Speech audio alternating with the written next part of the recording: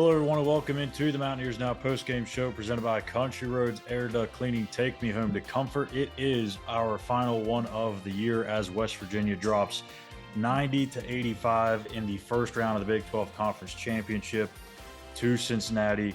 And as always, a look at the numbers before we dive into this one. Cincinnati shot 16 of 38. That's 42% from beyond the arc. West Virginia, not bad themselves at 10 of 22, 45.5% beyond the arc. Quinn Slazinski had 15 points, 7 rebounds. Jesse Edwards, 17 and 5. Not bad for being in foul trouble there for much of the second half. And then for Cincinnati, obviously, as we mentioned, it was the three ball. Seamus Lukosius had 7 to go along with Day Thomas, who also had 7. The two shot 14 of 22. 14 of 22 from beyond the arc, combining for 60 of the 90 points for the Bearcats. And that is how we got here. So tough ending for West Virginia. It looked like for a while they were actually going to pull it out and move on to face Kansas tomorrow. And things really changed kind of about that 9-minute mark or so in the second half. The two technical fouls on Kobe Johnson and Jesse Edwards really helped spark what ended up becoming a 20-4 run by Cincinnati to tie it up at 68. And let's just be honest here. The officiating in this game, and I'm always the last person to blame officiating, as you could probably tell by these post-game shows that we do every single game. I don't really talk about the officiating that much. Tonight or this evening, for example, not the case. If we're in a conference tournament and we're going to hand out a technical foul for a player giving a smirk, no words, no physicality, nothing. You just made a face, and we're going to give a technical foul for that. That's the softest thing I've ever seen.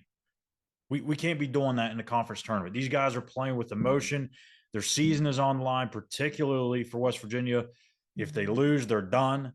Cincinnati, they're trying to fight their way into the NCAA tournament, yet we're going to hand out technical fouls for giving another player a look after he just scored on them. Come on. Now, I mean, I get if the guy was on the ground and he stood over top of him and flexed or some crap like that, but it wasn't anything near that. May have been the softest technical foul I've ever seen in covering college basketball. Minutes later, Jesse Edwards gets called for a technical foul, where Aziz Bandaogo completely just flopped. I mean, maybe I'll give the officiating crew a little bit of room here for error, because I think, maybe depending on the camera angle, but the two camera angles that we saw didn't look like Edwards did a thing. They were walking in the opposite directions. Bandaogo coming forward towards underneath the basket, Edwards towards the Cincinnati sideline a little bit. And I don't know if Bandaogo stepped on him. I don't know what it is, but how he falls backwards when his momentum is carrying forward, I don't know. So that's two really tough breaks for West Virginia. And then you also had, I don't remember the exact time of the game. It was probably about 3-4 minutes left, if that. Ball was clearly out on Cincinnati. I mean, my goodness, there's nobody that touched the ball. No one even near the ball for West Virginia. Goes out of bounds. There's a half a second left on the shot clock. Fortunately for West Virginia, it didn't result in any points. It was a failed lob attempt at the rim, but just a really poor officiated game all the way throughout. And I don't know. I hate it for Josh Schuyler, because, this group fought from day one all the way to the end of the season for him. And to me, that says a lot. And I know there's been some games this year where things have gotten out of hand and they get blown out. And let's just be real. That's going to happen when you put your team together that late in the summer, like Josh had to do.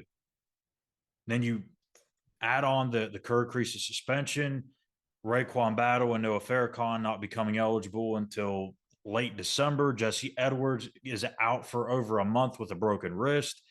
It's one thing after another that this team has had to go through and deal with. Yet they continued to fight every single night for Josh Schuyler. And to me, that shows that that team has that man's respect and that they go to war for him. So tough ending to the year for sure. Again, with Kansas as beaten up as they are, who knows? I mean, West Virginia already beat Kansas earlier in the year in Morgantown, and that was with Hunter Dickinson and Kevin McCullough. So things could have got really interesting there. And it would have been really interesting to see, had West Virginia made a little bit of a run here, how much that would have helped Eilert's chances to remove the interim tag and become the full-time head coach. Obviously, with the first round exit, you're 9-23. If you count this game into the conference record, you're 4-15 on the year. It's hard.